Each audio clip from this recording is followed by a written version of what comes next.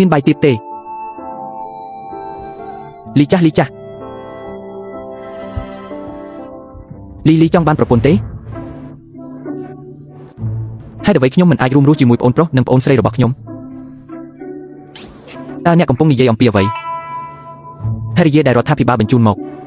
អ្នកណាដែលមានអាយុក្រោម50ឆ្នាំអាចទទួលបានប្រពន្ធដរាបណាពួកគេចូលបម្រើកងទ័ពអ្វីហាអូល្អណាស់លៀងសក់របស់អ្នកឥឡូវនេះ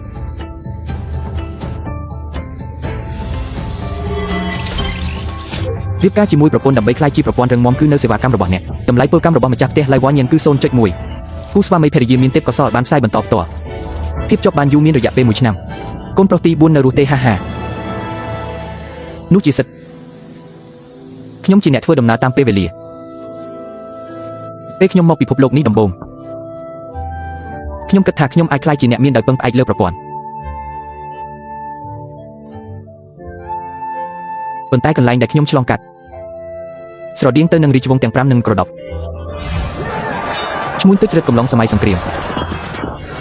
ពេសបិទផ្លូវទុភិកខ្ញុំមិនអាចសំបីតែញ៉ាំ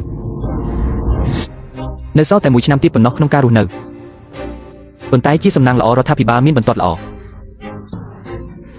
ទីបំផុតខ្ញុំមានឱកាសខ្ញុំមិនដឹងពីរបៀបរៀបការទេតើវាអាចបង្កើនអាយុជីវិតបានទេ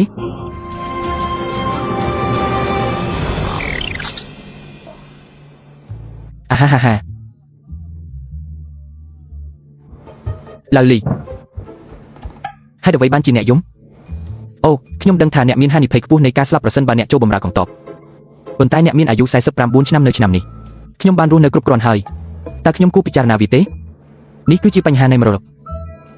ក្រៅពីនេះអ្នករងចាំរហូតដល់អាយុ50ឆ្នាំទើបចុះឈ្មោះចូលបម្រើកងទ័ពមិនលែងប្រពន្ធទៀតទេហើយឥឡូវនេះមន្ត្រីរដ្ឋាភិបាលម្នាក់នេះអាចផ្ដល់អាហារឆ្កែ1ខែដល់ប្រពន្ធមិនប្រញាប់ទៅអត់មានស្រូវនៅផ្ទះទេខ្ញុំរំភើបណាស់តើប្រពន្ធខ្ញុំនៅណាយកខ្ញុំទៅឲ្យលឿន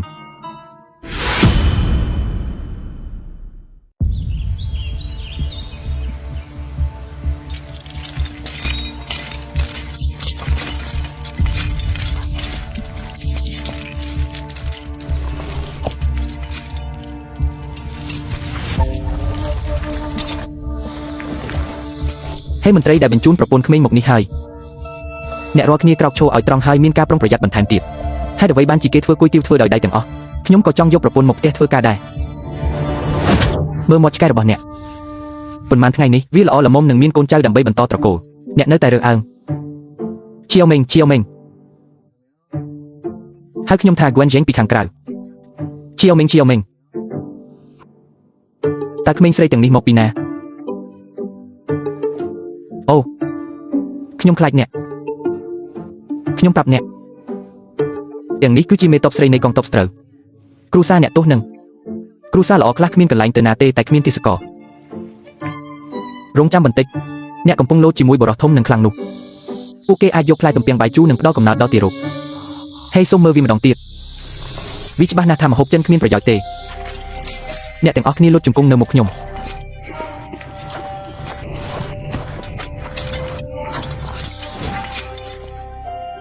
តើអ្នកណាជាមេភូមិអូអ្នកបានធ្វើការលំបាកយ៉ាងនេះឈៀវខិនផ្ដល់ឲ្យគាត់នៅតែនឹងកម្លាំងមួយចំនួនយល់ព្រមជ្រើសរើសយ៉ាងឆាប់រហ័សភូមិរបស់អ្នកគឺជាភូមិចុងក្រោយខ្ញុំប្រាប់អ្នកការយល់ដឹងអំពីម៉ូដ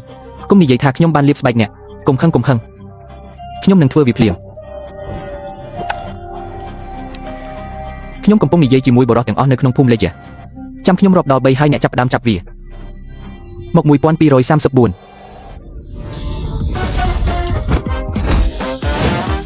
របស់ខ្ញុំ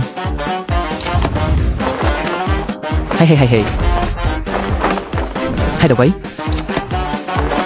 ប្រពន្ធចាស់របស់ខ្ញុំកាំភ្លើងរបស់អ្នក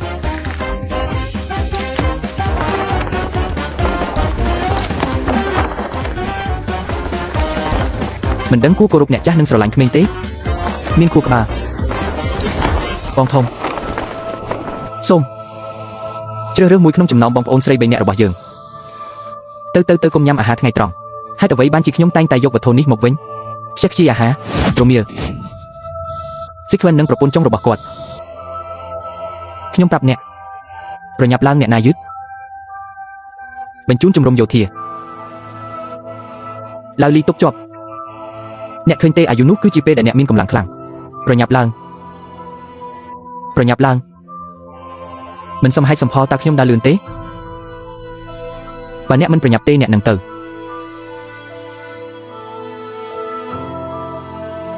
បងស្រីខ្ញុំចាស់ណាស់តើគាត់ប្រកាសជាអាចចូលបម្រើកងទ័ពបានទេតើគាត់អាចរស់ឡើងវិញបានទេបងស្រីខ្ញុំមិនចង់ទេជាវវីល្អណាស់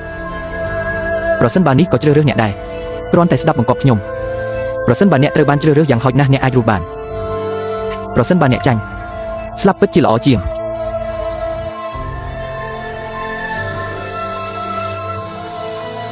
តើទឹកថ្នាំអ្វីនៅលើរបស់ចាស់នេះខ្ញុំសូមសួរអ្នកប្រសិនបើអ្នកជ្រើសរើសតែមួយក្នុងចំណោមពួកគេតើអ្នកទាំងនោះនឹងត្រូវហៅថាយ៉ាន់ជ័យទេល្អដូច្នេះតើអ្នកចង់បានអ្វីឈៀវមីងហ៊ានរៀបការជាមួយនារីទាំង3នាក់នេះក្នុងពេលតែមួយ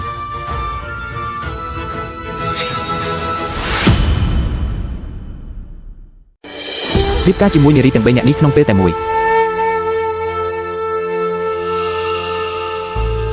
លោកតាលីអ្នកជាមនុស្សចាស់តើអ្នកអាចធ្វើវាបានទេកុំរងចាំរហូតដល់អ្នកគ្មានជំនាញហើយអាចញញៃជាមួយគាត់បានទឹកមាត់ទាំងអស់ហាអូតើអ្នកឈួតទេតើខ្ញុំបានប្រាប់អ្នកពីអ្វីសូមភាសាអង់គ្លេសហាអ្នកមានចំណងខ្លាំងណាស់លោកចាស់ហើយខ្ញុំសូមសួរអ្នកតើអ្នកមានដី7ហិកតាទេតើអ្នកអាចមានលទ្ធភាពចិញ្ចឹមប្រពន្ធទាំង3នេះបានទេ3ហិកតាអូវាគ្រាន់តែជាដីតូចមួយនេះតើវាអាចបំពេញក្រពះរបស់អ្នកទាំង4បានទេហើយអញធ្ងន់ធ្ងរទេដើម្បីយកវាទៅឆ្ងាយយកវាឲ្យធ្ងន់ធ្ងរចៅហ្វាយតាំងពីគាត់ចង់បានយកទៅឲ្យគាត់វិញល្អជាងដើម្បីកុំឲ្យគាត់ទទួលបន្ទុកទាំងនេះយើងអាចសន្សំសំចៃយោធាបានច្រើនជារៀងរាល់ថ្ងៃមិនអីទេយកវាទៅឆ្ងាយអូហើយយកអាហារយោធារបស់គាត់មកទីនេះផងដែរអរគុណដែលចងចាំវារីកាទៅការិយាល័យរដ្ឋាភិបាលខនទី1ខែក្រោយប្រសិនបើអ្នកហួសពេលកំណត់